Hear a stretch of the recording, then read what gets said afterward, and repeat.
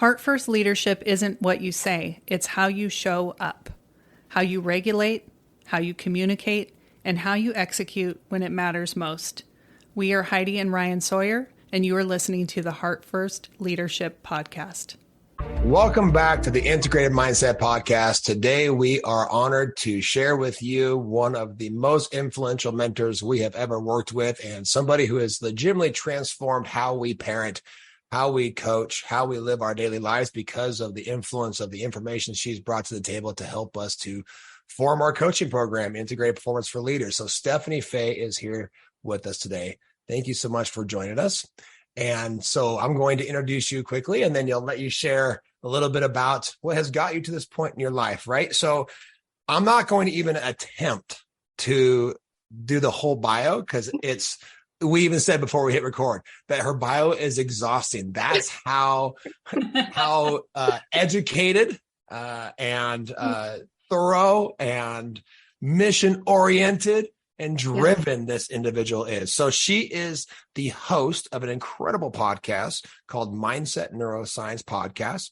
She's a former researcher. She's a neuroscience specialist and educator specializing in habit change and mindset change. She also does neurotechnology training as well. She has worked with a few different companies, a handful of companies, but ones that you might notice are like Google, Stanford, even the Department of Defense. So, I mean, it goes on and on. And I want to give a really quick story. I was led to your podcast by another professional, and I wasn't yet podcasting, but Heidi was had a podcast, and I was like, this information is incredible. It's exactly what I've been looking for to help like pull all the dots that I had connected together. And I said, Heidi, let's just throw a dart in the dark and see. Like, reach out to her and see if she'll be on your podcast. And she said yes. And I was like, oh my goodness, really? So I was like so amazed by that. And then I was like, do you mind asking her if she'll like do a consult with me and see if she would potentially work with me? And so in those first like transactions back and forth and getting on the phone, I was like so nervous and so excited because I knew what that would mean for our work and the level of confidence that we now have in what we're presenting, because legitimately you and I have gone through the program like line by line, slide by slide over the last, it's been about a year, hasn't it? Yeah. Yeah. Like that? Yeah. Amazing. So thank you so much for being here. So excited to share you with our community and our audience. And it was love for you to share with us, like, what has led you, what happened in your life, or what has led you to your life to where are just so incredibly driven to continue to, to learn, to grow. Thank you. Wow. What a beautiful introduction. Thank you. Well, I'll just say, a funny anecdote that comes to mind is, so I'm in New York. I'm going to grad school at NYU, working in an MRI lab, but testing people's, facial muscles, how their skin conducts electricity, depending on what their internal state is, the narratives they tell, and how that changes how they punish people, things like that, right? So I'm doing all this really amazing work at NYU, but I also needed to fund my schooling a little bit as well. So I ended up doing a lot of nannying. And one day I go for an interview for this couple, and they are extremely, extremely high positions for very well-known magazines, GQ, Condé Nast. And so I go in, and so I'm in this giant, corner office, and I'm interviewing with the father. And he looks at my resume, and he says to me, Stefanie, there's one thing I can really tell about you. You're really searching for something, which was very reflective of all these different things that I've kind of put my hands into. And, you use the word connect the dots. I think that in some ways I've been on this mission to connect the dots as to how our past can really be a gift to us, but how it can also really distort what we think of ourselves, and how that plays a role in a sense, like the value we ended up bringing to the world and the level of safety we feel within ourselves. So anyway, I would say that how I got to, let's even just say NYU and studying all that, came from first where I was working at the Department of Defense, and I was in the realm of intelligence and data analysis kind of stuff. And I ended up just feeling like I was doing a lot for international security, and I ended up feeling like I needed to know more about human behavior. There just felt something different. I didn't want to just be someone who reacts to crises and these different situations. Why do they so consistently happen? Like, why is there so much volatility in the world? Why is there so much of that? So that kind of just got those wheels turning. And I ended up getting drawn to this program, like through that type of searching, where we took high school graduates to different countries around the world. And they were students who were having a hard time in the normal classrooms and having a decent amount of behavioral challenges and different even mental health issues. And so we took them first through a program where we did yoga and meditation and mindfulness and journaling and a lot of personal kind of development, how to be an effective communicator, all of that kind of stuff. So first we took them through that, understanding nutrition as well and breathing. And then we went to different countries. And in those countries, we invited them to figure out how they wanted to serve other people. And that was life-changing for me and life-changing for all of the people that were involved in that program. And I was part of a team, and I had a certain number, I think we had 12 students altogether. So I would counsel them, I would coach them, like each evening we would have one-on-one sessions. And they all stand out. They all had a transformational or transformative journey there. But I remember one in particular who was quite violent. He was aggressive. He had substance abuse issues. He had an extremely traumatic, tragic childhood and was in trouble with the law a lot. And he was someone where, we had these sessions, and through that, there was just, I didn't have any training at that point. I was just there, and I was just so curious about him and so curious about where all that pain came from and how it was playing a role in his life. And I remember one particular session where he said to me, because of our sessions together, it was the first time he didn't feel like he was broken. It was the first time he felt like there was a reason for his pain, and he had a way to express it, but then also channel it into something else. And that was what he was doing in the communities, because they saw this big guy who had a lot of aggression. But that aggression started to be used as like a force. It started to be used for action, a mobilized action. Yeah. So he realized it's not something you have to get rid of. He didn't have to get rid of that aspect of his personality. He could integrate it into something that moved outwards, out from him. And so that was just kind of mind-blowing to me in a sense. And I remember thinking like, wow, there was a shift. Like I saw it in his eyes. I saw it in his actions. I saw it in everything about him, how much going from this idea that he was, first of all, a victim, but also defective, into this contributor, right? And that his past and all of that aggression that got built up actually could be a force for good.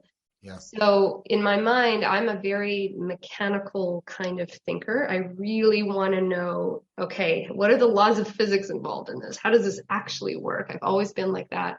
I was like that with the Department of Defense. And so I remember thinking, how does that mechanically happen? Like, how did he switch like that? How did that mindset shift happen? So that was what drew me to NYU, to New York University, where I started studying things called self-directed neuroplasticity. That was back in like 2008. And it was this idea that we can take some type of what you could call mental force, but some kind of process to actually change how we think and disrupt different patterns, activate new ones, and that it would actually turn into different kind of architectural changes in the brain. So that's really, I mean, that is what got me into the idea of neuroscience and the idea of mindset and how we shift. And, you know, from there, it's just been many, many different journeys. But like I was saying with the nannying, that was a really big part of my journey there as well, because what I also started to see, I mean, I've been around kids since I was 10 years old. I was the neighborhood babysitter. I can't believe how much parents trusted me, actually, to have like a newborn and 2 other kids. I was taking care of 3 kids at a time, like a newborn, when I was like 10 years old. But I remember being so fascinated by their behavior. And at NYU, you know, I continued that with my nannying, and I would just see nannying and research. I did a lot of research in schools too, how much kids' behaviors were affected by the people in the room, affected by how someone responded. So it was just this another component of that, of thinking about our mindset can also get very affected by how people are seeing us and treating us. And so that was a big part of my, you know, studies and my journey since then. And since then, you know, just have worked with like kind of every age range and group, and, you know, like you said, Google and schools and hospitals, and I ended up having a professor at NYU who was he was studying the brains of monks and watching how meditation really affects them. So I ended up staying for several months in different monasteries and working with the monks and being with them. And that was really special for me. And I learned a lot about myself in those. So started to just integrate all of that into my different That's work. a very unique approach too, to have all the science, the background of all that, understanding that piece, and then to be able to sit in and actually see it in action from, you know, a mindfulness perspective. Let's just call it that, right? As a monk is practicing. Yeah. Okay. So you just gave me like 4 different podcast ideas just in a little story introduction. I'm like, okay, I want to learn more about this self-directed neuroplasticity. We're going to unpack that, but not right now.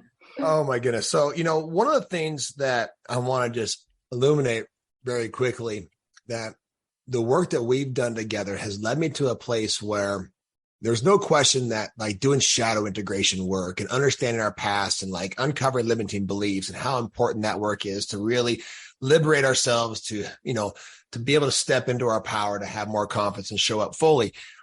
But I've really recognized like so much of this is just part of the human experience. Like we don't have to condemn it. We don't have to judge it, right? There's so much, I've been freed so much, and I've been able to then transfer that into my clients so much, be like, well, yeah, so you're telling me you're human.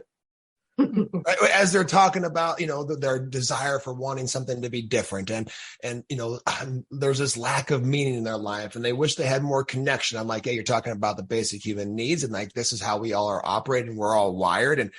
And to come to this place where you're talking about the story of the young man who was a bit violent, and he realized, oh my gosh, there's not something wrong with me, right? And because I remember there being a time in my life, like clearly there's something wrong with me. Like I would not be having this dense, dark, constrictive experience unless there was something wrong with me. And then it made me feel even more that way because I couldn't actually point back to an experience in my childhood that would actually make sense of the denseness. I didn't have the traumatic, you know, childhood experience that goes, well, I have this. And so it just made it like, oh, I'm even more of a, right? There's even more guilt involved with that. And so I think this is a narrative that a lot of people unconsciously or consciously are running. It's like, there's something wrong with me. Like, no, you're the problem that I find is that people don't fully understand the human experience or what it means to be human. Yeah. Right? Yeah. What you're saying is really powerful. I mean, I think when we're feeling like something is wrong with us, what I see happening is there is a contrast or clash between either the behavior or situation you are seeing yourself doing or others, and a value you have, like a preference And so I think that what we see is there's something wrong with me for feeling this way or being this way is actually just an indicator that there's a contrast occurring, that something doesn't match what you desire or prefer. And so what's incredible about that is when we can understand that, then what we can start to do is instead of shining the spotlight on the aspect that's not going according to what we prefer and value, we start to shine it on, so what value is that highlighting for me? Like, what is the preference that it's highlighting for me? That, the idea of preference to me is part of the pulse of evolution. The only way we evolve is there has to be a preference. If there was no preference, it would just be everything's fine, so there's no growth. Right. So preference and that clash is the pulse of evolution. So, right. Go ahead, Heidi. Yeah.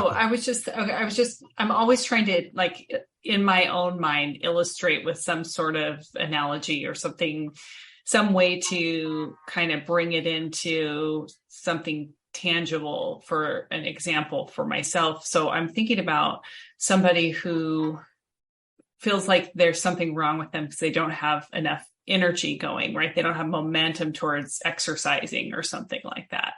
So you're saying that, what I think I'm hearing, you're saying the value would be like being healthy or energetic or in motion in some way. And then what's happening is we're focusing all of our attention on, I'm lazy. I'm not, I don't have enough energy. Something's wrong with me. And you're saying shifting that beam of awareness over to, this is a value for me. This is something that I desire and want to move towards. Yes. Moving more, being more healthy, whatever that looks like. And how I would also, the added layer I like to bring to that is that, let's say if a person is feeling that angst that's coming from, I want to have more energy or feel healthy and I'm not doing those things. So not just shining the light on that is a value, that's a preference I have. The only way you could know that's a value or preference is you experienced it once before. And so that can help also a person to recognize, like, that is something that has played a role in your life at some point. So it's not impossible for you, and it's not completely, what's the word, like vacant from your life. You actually, it's known. It's known. It's known. Exactly. Yeah. So it's actually a confirmation that you are a invigorated and a being that prefers that. So I would say, that's still not enough necessarily to make someone want to do the new action, but I do think it helps a lot to reframe it that me feeling bad about this is not wrong. It's actually just highlighting that I care about it. And then you can go into how else do I show that I care about it? How do I have little micro moments of caring about this, right? And that I feel like can then activate new circuits as well of kind of revealing to oneself that this is just showing me something that I care about. Yeah. And that's okay. So to bring that kind of back to our clear mission that we're on now is really, we've seen the importance through working with you and understanding, hey, our initial goal was, I want to impact youth, right? When we started going, okay, well, to impact youth, we recognize that it actually is more important to impact the environment, which is parents, teachers, right? And so really we're honing this in to say, as a parent, is there a parent out there who doesn't say, like, ooh, I wished I was doing a better job, or am I doing this right? Or I screwed this up, or am I screwing them up, or whatever it is. I mean, it's constant. It's a constant evaluation of yourself, feeling like you've missed the mark. Mm. I mean, I don't know if there's any other area of my life where I have evaluated myself more, wanted to do better. I mean, or if I did miss a mark, that it really hurt to miss that mark, It's not even comparable to business or to anything else, right? And the beautiful thing that what we're talking about here is just to define the gap between the version of us that we are currently being based upon our current neurological infrastructure, right? And how we relate ourselves to the world, and the version of ourselves that we see as possible, or that we know as possible, or unconsciously know as possible, right? And so here's the gap. And I think so many times that we live in the world of problems rather than the world of solutions. We live in the world of effect rather than the world of cause, right? And to be able to shift our beam of awareness to understand that, this is just the version of ourselves we want to become, right? Maybe we're not there now, but that's always going to be a constant journey. And what I want to really hone in on, because we could just sit here and have a wonderful conversation, like, what the heck did we just talk about? I'm not sure, right? Is I want to hone in on the importance of the individual, the parent, the person who is the leader within the environment, to do that type of work, to be able to recognize that gap and to close the importance of closing that gap, to be able to model a healthy environment for those of which that person is impacting, right? And we are nowhere near perfect, but because of this work and understanding how we naturally learn, and how the individual and how we're impacted by our environment, and all these different components of neuroscience that you brought to the table, like, it's completely changed how we parent, how we relate to our children, how we communicate with our children, how we communicate with each other. Like, it's changed everything. Like, it's flipped it completely on its head. And this is where the motto, don't tell them, show them, was birthed from, because we're like, well, so I want to reel this whole conversation back, if that's okay, you guys. Yeah. And I want to start over saying, when I say to you, like, let's have a conversation about the natural learning process of a human being, right? Because we could sit here and talk about, that's a different conversation, like habit change and, mindset change and focusing on what you do want. That's a different. Those are all some components that need to take place within the context of that. But you're saying, how does an individual learn? But yeah, so I want to go down to the fundamental level to make sure we understand the importance before we go down those paths, which we'll have those conversations in the future.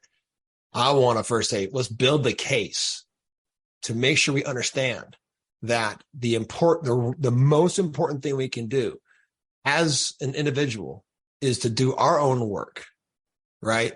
To impact those around us. Because I think a lot of times we get caught up in, oh, my kid needs to be a part of this sports team. Oh, he needs to change school, and I'm going to spend $15,000 to put him into this private school. That's going to be the answer, because then they're going to be in this different environment, and wash all that away and say, based upon what you know and your background, like, the most important, the number one priority is the person who's in charge, or that is the largest influence, is us as a parent. Would you agree with that? Yes. Yeah. Yeah. And then from the number of hours that you will be present in the life of child, if that is the case, and also the very first imprints that happen too. Yeah.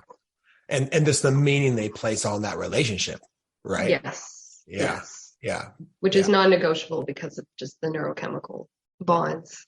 Right. And everything that happens. Yeah. Right. So what their teacher says, what their coach says, those are never going to be as important, or how their life is being modeled, like how we legitimately live our daily life, our habits, our mindset, our behaviors, how we think about ourselves, our self-concept, all of the things. So let's talk about the natural learning process for a minute. Like, how do we learn? How do we learn as humans?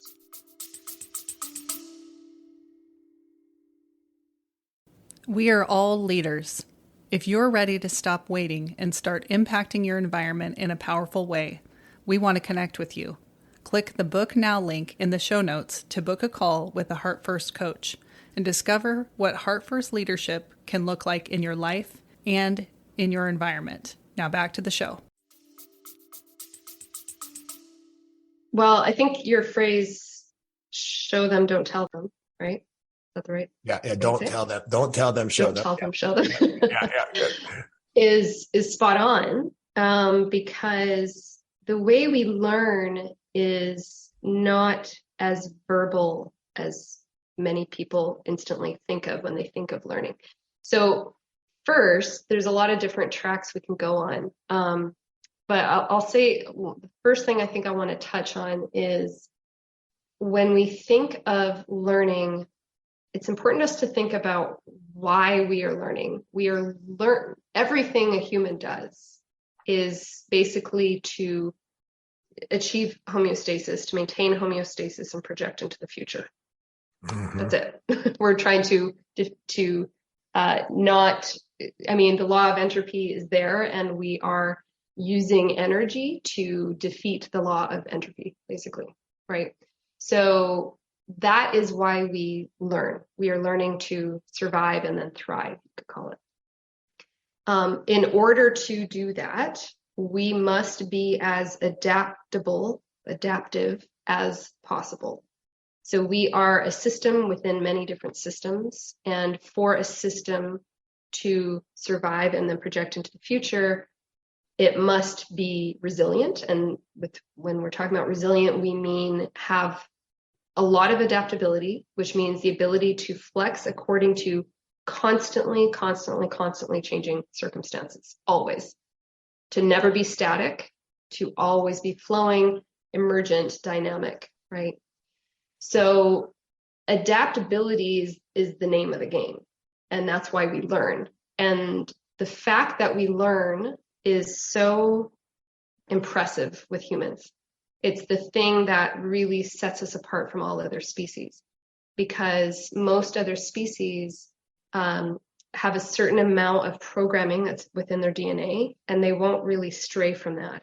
So one of my favorite speakers on the concept of kind of intelligence and learning is Eliezer Yudkowsky. And so he talks about how like a beaver doesn't have to figure out how to build a dam, right? But it will never build anything else, right? And a bee doesn't have to figure out how to build a hive, but it won't build a dam, right? Humans, we have to figure it out. We have to figure out how to do things, which is this idea of learning. Mm-hmm. So we have a certain amount of programming within us, but we are, another speaker I love is David Deutsch, we are universal constructors. So we are capable of adapting and evolving to literally any ecosystem imaginable, which is why we can fly to Mars or the moon. We're capable of doing that. We're capable of doing that because of this idea of learning, which is that we don't know how to do something, and then we figure out how to do something. But the thing is that in terms of how we pass on this kind of knowledge, so when we're born, we don't have a lot of mastery over our environment. We can't, it just isn't there. It slowly starts to come on board as we have feedback with people and our environment. You kind of serve signals out, you get them responded to, and you build off of that. But in terms of like how humans actually learn and how we teach and learn and pass things on, to each other, the first instance of that is through the signals that we emit, in a sense. So, just going back to my lab work at NYU, where I talked about our facial muscles twitch according to what our internal state is. Our skin conducts electricity depending on if we are in a sympathetic or parasympathetic mode. It just is. So the very first instances of what we are learning, meaning we are figuring out about our environment, come from things like, if your parent is stressed, their skin is conducting electricity in a certain way. They have a certain smell, they have a certain temperature. The tiny little muscles in their face and their shoulders and everywhere are vibrating and twitching in a very specific way. And you are receiving that information about your environment and how to respond to the environment. So that is the first instance of learning, which is exactly what you're talking about, where you are being shown, you're not being told how to react and respond to your environment. So like observing to a certain degree, right? Yeah. Very much. Yeah. And so and this way of learning is the social engagement system meaning you and I are having a conversation, and my brain is constantly processing whether or not you are agreeing with me. That even right now you're shaking your head saying yes. So it makes me feel safe to continue to talk, right? Yep. And so this information, I'm not obviously consciously processing this. This is an unconscious part of me that's just taking this information and processing it, and then coming back and saying homeostasis, the way that we relate it is you're either safe or you're not safe. I'm safe, I'm not safe. I'm safe, I'm not safe, right? And then therefore I'm kind of creating how I relate to the world based upon either yes, I'm safe, or no, I'm not. Yep. Yeah. And so that's an important topic to talk about as well in terms of learning, which is that we start to discover from a young age as well through something called social referencing, what is safe to approach and what we should avoid. And so, yes, there's a physical danger aspect to this. So we, need to avoid running off a cliff, and we need to avoid running into the street. Right. But this also includes things like approaching new opportunities, or is failure safe? Is making a mistake safe or not? And so these are not things that are told to us. These are things where in every micro moment, we are observing the people in our environment, and we are picking up on their internal state change according to what has just happened. So if a parent is very afraid of their own mistakes, has a lot of anxiety about looking stupid, about trying something new and not being good at it, there's a lot of anxiety. All of that is getting emitted at every microsecond to that child through all these different little changes, pore dilation, pupils, skin temperature, all of that, including the more obvious stuff like tone of voice, facial gestures as well. So that is the social referencing idea, is what to approach, what to avoid. And that includes these more abstract ideas of, do you introduce yourself to new people? Do you laugh at yourself when you make a mistake? Or do you keep trying? Or do you shrink down? All of those kinds of things. Those are all these signals that we are learning about from the people around us. And generally speaking, our family is the most important in these early years because of the amount of data that gets exchanged constantly. And that amount of data that I'm constantly seeing from the people around me, how they respond to stress, how they respond to things not going their way, things like that, all of that, there's so much repetitive data because when you're little, you are not venturing out into the world and looking at how other families react. You don't have that capacity. You only get that network that you have right there. So you are picking up on all their signals, and that is feeding into the algorithms and the internal working models that occur in your brain. So every time you see that, you are storing that information because in terms of social referencing, it's part of our hack. It's part of our mechanism as humans to not have to trial and error all the time. Instead, we say, oh, she avoided that. She's afraid of bumblebees. Oh, okay. So I picked up on that fear response from a bumblebee. I picked up on all of those micro signals that she sent that is something to avoid at all costs. I don't have to now experiment with bumblebees. That gets imprinted in a young brain, the implicit memory, procedural memories, that gets stored as a program, as an internal working model, so that I don't have to experiment with that. So, whether we're talking about bumblebees, not like looking like you don't have the answers, trying something new, being uncomfortable. These are all these abstract things that we as little kids, we watched, see, and we sense, we absorb all those signals, and then we create our own internal working models as to how to approach or avoid those situations in the future.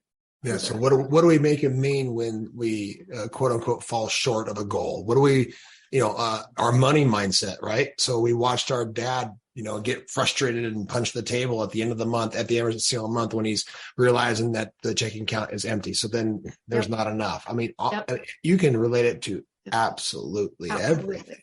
Yeah. And a huge part about what you just said there is what we're also picking up on through all of these micro movements is he pounds the fist on the table, gets angry, totally fine. Is there now a new behavior that gets implemented though? Right? Meaning like a different action to create a different Exactly. result rather than a learned helplessness of saying, exactly. like, this is just the way it is. Yep. There's not enough. That's and right. There'll never be enough. Yeah. So are we watching repetition despite there are mistakes? So mistakes are not the end all if we make it, but they are always a learning opportunity to experiment with a new strategy.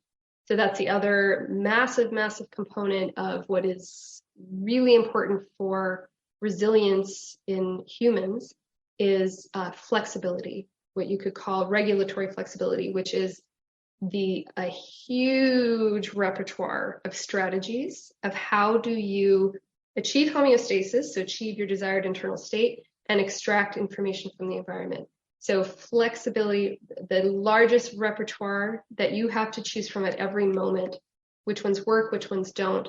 And then another very important component of that is called feedback responsiveness, which is the ability to see if a strategy is working or not, acknowledge if it's working or not, and then the willingness to adopt a new strategy, modify your current one, or completely cease the strategy you have. That cycle is regulatory flexibility. It's the mechanism for resilience of all systems, whether you're talking about a thermostat or a city or a human being or a family.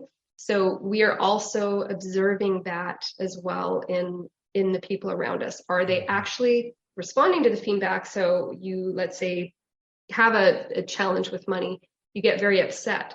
Okay, so now is there experimentation with a new strategy or not? Is the other thing that we look for. What else can we do differently here? How can we learn from this, right?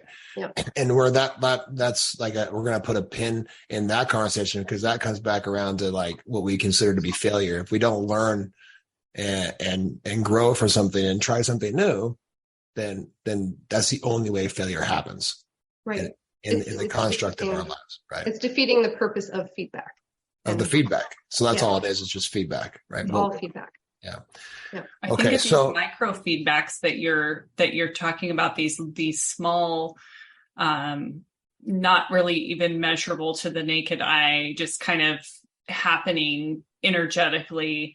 And I think about times when I've been somewhere with my daughter, we're walking through a parking lot and I feel tension in my body show up because there's maybe somebody who's, paying extra attention to us or whatever's going on, strangers. And she will grab my arm and she'll get close to me without a word because she feels what I'm putting out there. She feels my internal state. So that's interesting. Just a way to relate that as well, that they could we can pick up as humans on things that we're not even really consciously aware of. Yeah. That's a wonderful lead in, Heidi, because this is what I was kind of I wrote down a note. It was like, okay, so we think we're in control, right? We as human beings think that we're making all of the decisions and that we're, that we have choice and that we are, deciding how we react to things. And in all reality, it takes a very, very online, very trained mind, very awake and aware human being to be able to shift their beam awareness from an old past conditioning to create a different experience, right? Mm-hmm. Now, what I want to focus on is understanding when we talk about homeostasis, we talk about safety, we talk about social referencing, like a lot of our wiring is based in the fact that we're tribal, human beings that are better connected and better together. Therefore, like our sense of psychological safety is rooted in our social engagement with other people. Right. Yeah. And so much of what we are then unconsciously projecting, which is then unconsciously being received by our environment. Right. So, okay, that's great. Great information, but I'm sitting over here as an uneducated former football coach who, just wants to be a good dad. Right. I mean, I have a regular college degree that has absolutely worthless. And I mean, I'm not educated like you. So that sounds great, Stefanie, but it almost is kind of frustrating because what the hell do I do about it? Mm-hmm. Right. Because if it's unconscious, Like, is it, you know what I mean? Mm-hmm. It's not, and it's not my fault. Right. So how do I take responsibility for it? And how do I make sure that tomorrow, the unconscious messages that I'm sending out as signals to my environment are ones that are more structured, safer, more constructive for my environment than they were today or yesterday? Like, does that make sense? Because we're illuminating the fact that, like, hey, this is all happening unconsciously. Okay, so like, what do I do about it? And not passing on your fears and limitations and lack of self-confidence and right. Yeah. I mean, I think that one of the first steps is what you were hinting at, which is this idea of what you could call self-awareness. And that is a component of us, and it's different kinds of circuits. So I'll talk about it first in terms of how circuits fire. So basically, when you're having, let's say, an unconscious response to something, so something has happened, like you've made a mistake or you've perceived a rejection that may or may not be there, and you have a very strong reaction to it. The first step is you're not necessarily going to be able to, in the moment of having that strong reaction, be able to do anything about it just yet. So that can come with time and training, but it's actually more important to do some of this work in a preventative sense. And so that will be about, this is where reflection and journaling and setting intentions is incredibly important, because for us to activate circuits that allow us to have more control, which is generally, it's in the frontal regions, in the prefrontal cortex, that requires us to not be in a state of huge overwhelm and sympathetic activation or whatever that is. So in order to access the circuits that are up there, we do need to be in a state of regulation and safety. And so by activating those circuits more and more and more, we have higher speed access to them. The more we activate these circuits that allow us to control our impulses, control our reactions, the more easily activated they become. So exactly. So we need to have time that we do set aside and I would usually say it's the beginning and the end of the day, but it doesn't matter. Just time that we set aside where we are intentionally activating that prefrontal cortex, which is the circuits that allow us to reflect, observe ourselves, witness ourselves, take inventory, think about the future, which would be setting intentions, right?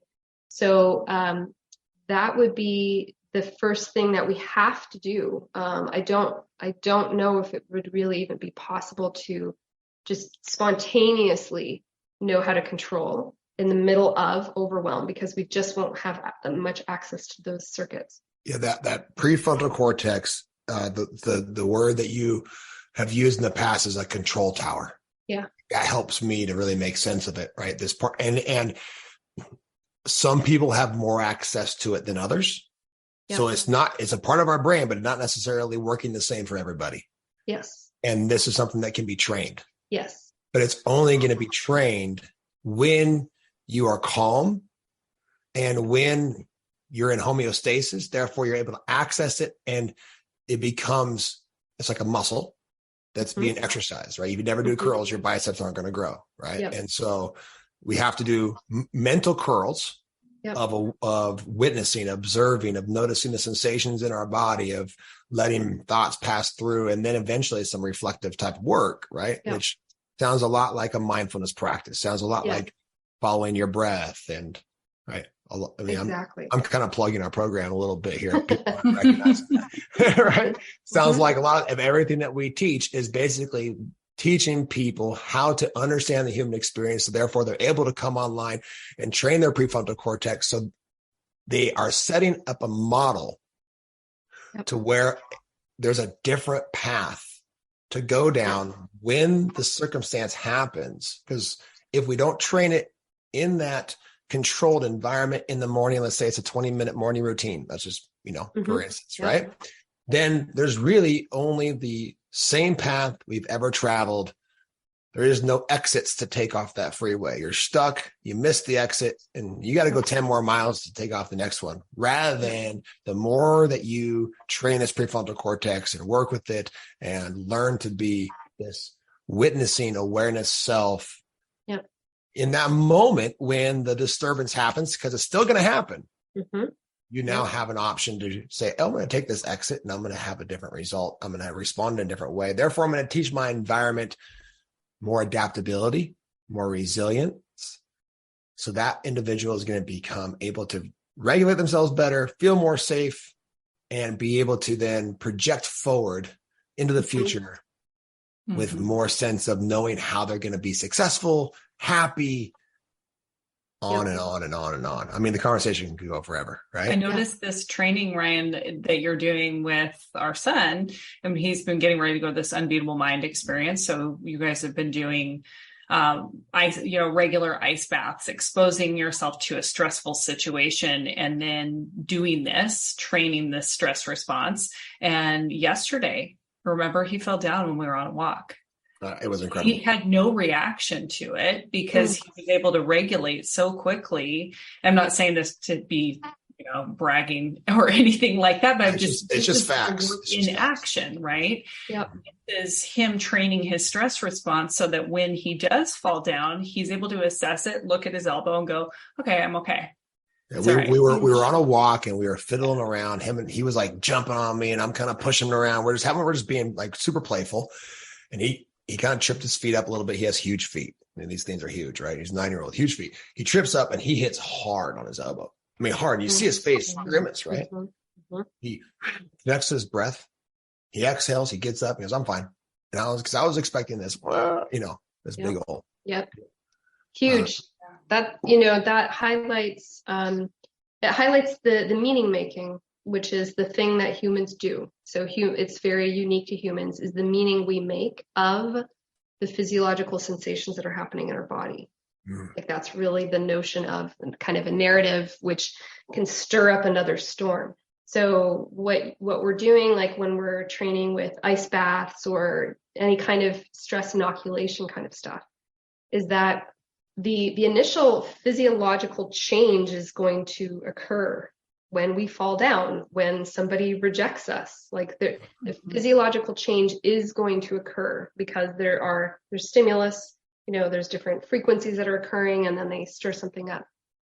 It's and when you're talking about getting off that highway or whatever, like there's geography in the brain related to this as well, which is that if there's that physiological fluctuation that happens, if we can allow enough time, which is where this training comes in, where before we make the next move, so I'm going to go like this, where you get this sensation coming in, there's a lot of activation in the limbic area where there's the amygdala, and that has a lot to do with threat and emotionally charged information.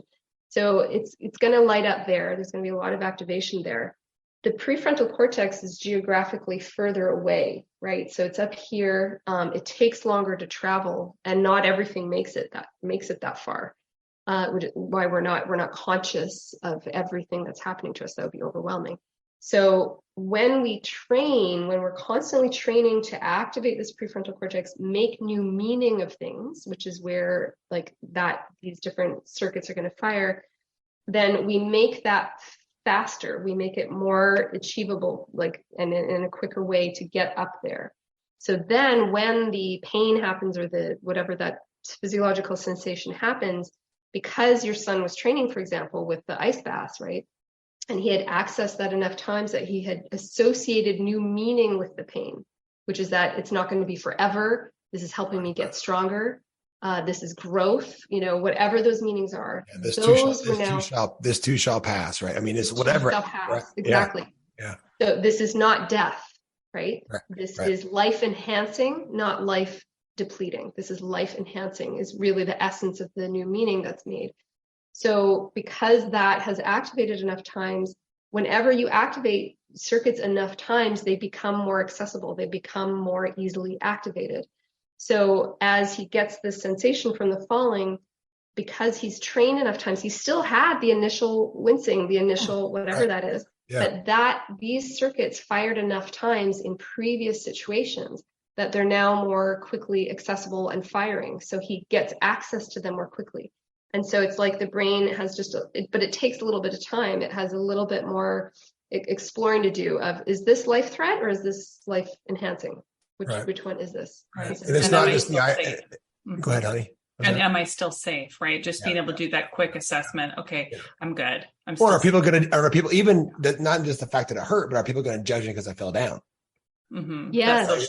The social narrative in the limbic system is now people think I'm stupid or I'm clumsy. I'm clumsy. And that's the meaning. I'll be rejected from the tribe. I'll be rejected for being clumsy.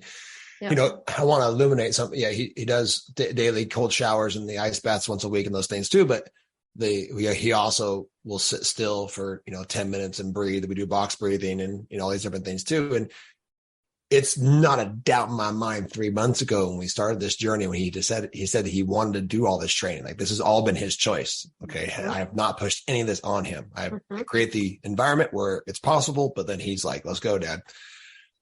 3 months ago, that wouldn't have been his reaction, which is the legitimate evidence that you can train this. And even at that young age, when that part of his brain is not as developed as as an adult. Yeah. Right. Yeah. So it takes time, but it is trainable. Absolutely. But that's also a testament to, his relationship with you and his environment, and seeing that you're a person who trains that part of your brain, and your reactions or your responses to stimulus and how you choose to respond is also exactly what we're talking about. What are the kids observing in their environment? They're going to, if they have a parent who's very reactive to every single thing that happens, then they're learning that this is the way to respond to things, is to react and make this a big situation. Yeah, it's when somebody cuts you off in traffic, or this happens when you stub your toe. I mean, every little thing is a story, right? That's I think that's a really important point, Heidi, because it also is going back to the show them, don't tell them, whatever order you guys say it. Don't tell them, show them. Whatever. Which is that, so verbally as well, if we think about kids, but this is people as well, that the way our brain learns is through sensory motor simulation. So it is about observing, if I say, don't use these words, don't react, don't emotionally react to failure. And I say that with my mouth. The only sensory motor simulation you have received is how did I form the shape of the words in my mouth? That's so the only thing you can actually now do is emulate saying it. Saying it means next to nothing. Exactly. And so all you can do is parrot. And that's what we see happening in schools as well, right? Where we're not letting kids, they need the sensory motor simulation to occur in the brain for it to fire up so that the muscles actually know what to do in that situation. So you can't tell them to not react in a certain way. They need to see, what does it look like when stress, and you can't also have a perfect life and never have anything go wrong. Right. They need to see, what does it look like when stress happens? And then, I can observe. Now I'm actually watching how he initially, because likely you also have a flush of whatever that thing is. I see that. And then I see the change. Okay, that's giving me now the information to create the sensory motor simulation within me to inform my body of what to do. That's interesting. I'm actually just connecting a dot. We were building a squat rack in the garage last week, and one of the pieces, he hit me in the shin, and it was a big old heavy probably 10-pound metal piece and whack right in the shin. And, even how I would have reacted years ago is completely different. I was like, right. And then I just kind of, it was over. And he was like, I'm sorry, Dad. I'm like, I'm fine. We're good. Yep. And we just moved on. We didn't make it mean anything. There wasn't any extra story. It didn't even actually continue to hurt. It hurt. And then it was gone. The pain just dissolved. But I forgot about that until you just said that, and then realized, well, that's what was modeled. Right. So we imagine a life where we don't make every little thing that's happening in our life mean anything. Like legit, we don't get caught up in the characters. We don't get caught up in the stories. And we're able to then to bring ourselves to a place where we're modeling that to our kids to be able just to let life flow through us. Mm-hmm. Like, yeah. I mean, I wish I had a better way of illustrating the power of doing this type of work, because like, even in this conversation, I feel like I'm still not like screaming it from the top of a mountain. Like I'm at this place where I'm like, listen, are you listening to me?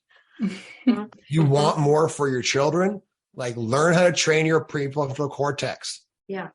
I think it's also important to recognize that even in the times where we don't do these things perfectly, where we do have a bigger reaction or we respond in this sort of preconditioned way that maybe we learned that from our caregivers or what have you, or just been conditioned into the habit of responding under a certain type of stressful stimulus, is to still model for our kids what it looks like to take authentic action and to step back and say, you know what, can I have a redo there? You know what, mommy didn't mean to yell at you like that. And I hope you never let anyone yell at you. You don't deserve that. So let me redo what just happened there and kind of explain. Kids are able to understand what's going on. So we shouldn't downplay their intelligence. They deserve to have an explanation, an authentic explanation for what happens. And it's another opportunity for them to learn. So I want to say this because I know people are listening going, well, I just blew up at my kid an hour ago, or I'm just so bad at this. Right. So this is something we're talking about training over a period of time and practicing, and what we practice, we get good at. And when I worked in customer service, and I worked at Nordstrom, Nordstrom's kind of like the gold standard, right? You just take whatever the customer's doing, you just take it. And they're always right. But I could always tell the person who practiced getting really upset, going from 0 to 60 in like 1 second, when you said that you were out of stock in something that they wanted, right? And they just escalate. So whatever we practice, we get good at. So I just want to say that as a form of encouragement for anybody listening that's thinking, well, I'm so far off from this, is that even when we make a mistake, that's an opportunity for our kids to learn from our mistakes and for us to be vulnerable and authentic with them. Yeah, it makes you think of compassion. Compassion opens us up to actually then create and shift our beam of awareness. Yeah. Right. I mean, go ahead, Stephanie. Well, it's so important that you said that, Heidi, because I think what you just now modeled is reality, which is that we do still have reactions to things. We haven't uncovered every single wound we've ever had. We have not uncovered every single trigger that's ever existed for us. They are still there. And so by having what you do in that moment, if you blew up at your kid and then time is going to pass until you come down again and realize that you did that. Just that, the realization of having done it and the vulnerability it takes and the self-compassion in a sense to acknowledge that to someone later, is you also, all the vibrations of your voice, because that's going to cause a lot of fear inside of you to actually admit that you blew up and go back to somebody to say that. There's going to be other different physiological kind of vibrations that you are going to give off in that moment, which is also you modeling in that moment. This is what it looks like to own up. This is what the physiology, the signals I transmit when I reflect back and I'm still trying. and I'm still actually trying. I'm not just saying that's the way I am, forget it, or shutting off. I'm actually still using, and I'm doing this, which is our social engagement system, which you talked about earlier, which is using our actual voice, our vocalization, our facial gestures. Sometimes it's typing. If you write a letter, that's another way to do it. But you're using this very evolved system to, after you've had a blow up, you can go back to the person and use this very sophisticated system we have to create safety again.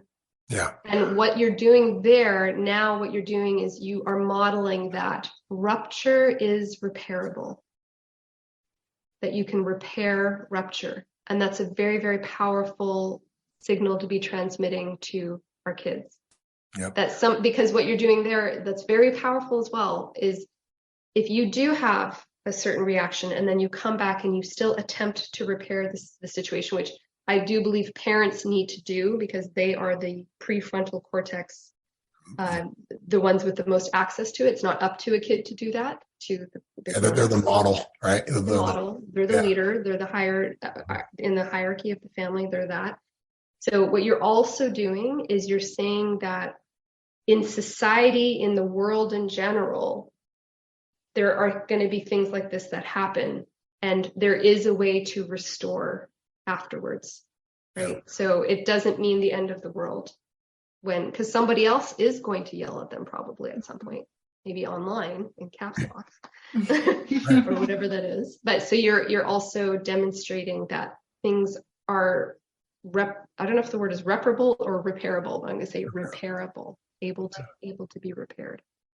You're able to move forward with it. It makes me think about the preventative work that you said earlier. You said reflective journaling, intention setting. So our ability to, okay, I said something there that I'm not overly proud of, or I reacted in a way that was obviously preconditioned. Like this is happening all the time. Like we're human beings, right? I mean, that's why compassion, I believe, is legitimately like at the foundation of everything. I've gotten really good at showing myself compassion because I went from being legitimately the most irritable human being I've ever met to, working on that daily. Right. And so Heidi's speaking to the point of like, okay, I'm reflecting how, that's the gap. There's the contrast between who I'm being, who I want to be.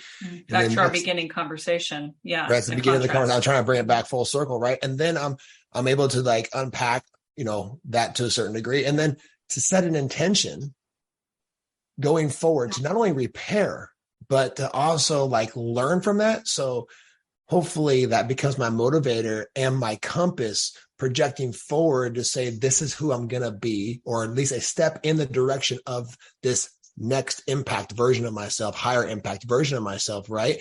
Which is not preventing it from happening, or that's not preventing the fact that it happened, but I'm doing preventative work that it's going to happen again, or at least at the same degree, in the same scenario again. Otherwise, if we don't do that reflective work, if we don't do the intentional repairing work, then you're going to continue to act out of that conditioned habitual state, and you're going to react in the same way you did before. You're going to reenact the same exact circumstance, and it's going to play out. If you don't take ownership of it, because I know for myself in the past, before I took ownership of my actions, I would justify and blame and say, well, yeah, you made me mad because you did this and that really got on my nerves and it was your fault. And so when you don't take ownership and you continue to justify behavior that's you're not even happy with internally, but you justify it because you're not willing to face it, wouldn't you say, Stefanie, that's just further ingraining the same neurological pattern? Absolutely. You're not creating, like a reward system in a sense for a behavior change, because when you justify, you're just creating a narrative that explains cause effect wise that it was an appropriate reaction. Right. Which teaches our kids that, this is how you respond to things when they're not going your way. And you are who you are to a certain degree too, right? As an individual. And to me, that's modeling lack of what humans are capable of, which is that we do have the capacity to modify, adjust our behavior. And I kind of like to think about it that I worked with a lot of families with the nannying as well, in terms of the parents and the kids, that to imagine, even though the child may not be able to say this, but if there is some sort of, blow up of some kind, and then the parent goes back and you say, you apologize or whatever that is, there is a part of this system where somebody, so we could say it's the kid, needs to ask, okay, now what are you going to do about it? Mm-hmm. It's not, okay, no problem. It was a problem. Mm-hmm. You created lack of safety. Mm-hmm. So what are you going to do about it? But you're saying the kid comes back and says, what are you going to do about it? Well, I'm saying that I would love it. That right? was actually that like would be a normal awesome. way. And my kids, all right, won't. Dad, what are you going to do about it? Right? I love that ownership. I love that responsibility. Yeah. They won't. And see, this is the thing that is so tricky with it. They won't because they don't. Well, first of all, I don't think they would have the awareness to be able to do that. But also because of the status of how you are in a system, I think that most of the time they would be too nervous to do that. But wouldn't it be cool? Like, I'm gonna start teaching my kids to ask, what are you gonna do about it? That's gonna be a new thing in our house. So we're gonna do a podcast called "What are you gonna do about it?" And you can ask that to yourself as a follow-up question, right? Yeah. Okay, Yeah. I had this situation. I didn't show up as my best self. I went and I took authentic action. I had a opportunity to apologize for it. So now what am I going to do about it? Yeah, you notice the contrast. That's where we began the whole conversation. You Right. notice the contrast. There's a desire for something to be different. You're not happy with how something is. You don't like, you feel that you could do better, or as a parent, as whatever, right? There's something wrong with me. I just realized that's what we said. There was something wrong with me, not broken, right? Okay, so what are you going to do about it? Right? That's right. What are you going to do about it? Yeah. That question alone, because it's not prescriptive yet, it hasn't defined anything yet. Open-ended. Yeah. It's open-ended. And when you give a question, when you give your brain a problem to solve, it looks for possible solutions. Mm-hmm. So what are you going to do about it? Mm. Yeah. So maybe That's what we call a powerful question. Yeah. Yeah. Even from preventative perspective, it's like, okay, maybe the blow up was because your kids were not ready to go when it was time to go. Yeah. And you ask yourself, okay, so what am I going to do about it next time? Yeah. Well, there's certain things like, things you could do to prepare ahead of time, but then there's also that, training your stress response. And so, then the brain goes to all kinds of work to think of all these awesome solutions to not just prevent the actual circumstance that happened from happening again, or, lessen the chances of that happening, but also then from the perspective of how do I train myself to be able to respond in a way that's in alignment with who I want to be. Yeah. Yeah. And actually just, I think we're probably going to conclude soon, but that's really important what you just said. And I want to add one piece to that as well, which is pattern recognition. It's always a good idea when we have a dramatic reaction. So this goes really into, this could be a whole other episode, but I'll just plant seeds for it. When we have a really dramatic reaction to something, generally speaking, if it's very, very, very dramatic and it's not actual life or death, like if I'm yelling at the top of my lungs and it's not because I'm trying to actually save a life, then it's inappropriate. It is not matched the situation, which means that it is likely very embedded with something from a long time ago about us and the meaning we have made about that. And so one thing to just plant a seed as well is, what are you going to do about it? Another question that I really like to have people ask, and this opens up a whole other thing, so we'll have to do another episode on this. But, when have I reacted this way before? Because sometimes as soon as you launch that question, the brain now has to go into some pattern matching, and it can start thinking about things like, oh, it's every time they forget to do that thing. Every time they don't pack their lunch. Okay, there's a pattern there. There's meaning you've made about them not doing that. It's every Tuesday. Whenever they get home after school, it seems to always be on that Tuesday that they do that thing. Oh, that happens to be right after they had piano lessons with that teacher. Or it's always at lunchtime. Low blood sugar. et cetera, et cetera, et cetera. So there's like the deeper Freudian kind of stuff that we can think about, but also just the patterns of when we plant those seeds of where is the pattern? Is there a pattern to this? Is generally speaking, very dramatic reactions, I would say almost 100% of the time have a pattern. Yeah. It is not the first time you have dramatically reacted in that way to your child. Yeah. So, powerful. So let me wrap this up. I know you probably have to get going too, Stefanie. So I just greatly appreciate your time and energy and devotion to this work, and would love to hear from you, because this is going to be an ongoing. Yeah, we're going to come back and do multiple other podcasts going forward. So, like, this, we could just continue that. It's an ongoing conversation. But I would love to hear from you. Like, what is something that is upfront that you're working on? Just give me a 2-minute glimpse into your now and future, your now and later. My book. Your book. Okay. Yeah. So which is, do you have a name for the book yet? Well, it's very nerdy sounding, not catchy at all, but it's the biomechanics of human communication, regulation, attachment, and systems thinking. So it's how I love the idea of communication as a behavioral transmitter, which means we use communication to induce an internal state change and behavior change in other people. But we often are doing it kind of for the wrong reasons, because we're doing it because of past wounds and what we are trying to get them to do that is not necessarily their job to do. Interesting. Yeah.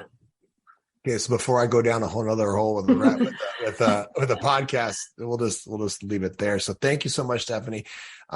Heidi, do you have one takeaway from today? Yeah.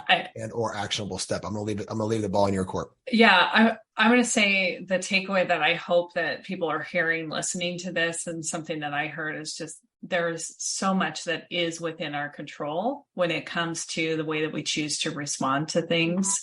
And even if we've made mistakes in the past, even if we made a mistake an hour ago, 5 minutes ago, we can continue to grow. We can continue to train ourselves to show up, to see that contrast and start showing up in a new way from like this moment, this second forward. And I feel inspired by that. And I hope that other people are getting that from this conversation too, that this is an ongoing journey, learning what it means to be human and understanding the human experience as a parent and as a leader. And we have a lot of opportunity to grow, and that should excite us as parents. Yeah. So. I mean, just the fact that we're doing our best based upon our past conditioning, and we can always be better. That's right. Yeah. And that's it. Right. So if anybody's interested in learning more about Stefanie's work, incredible, all the different things that she has to offer, but StefanieFaye.com is her website. We'll put it in the show notes, and she's going to be back again, and we're going to unpack all kinds of fun topics. So thank you again, Stefanie, for showing up and for being here with us, and we'll see you soon. Thank you. Thank you for listening. Remember, leaders go first. Alignment matters. And the environment that you create is the legacy you'll leave. We'll see you on the next episode.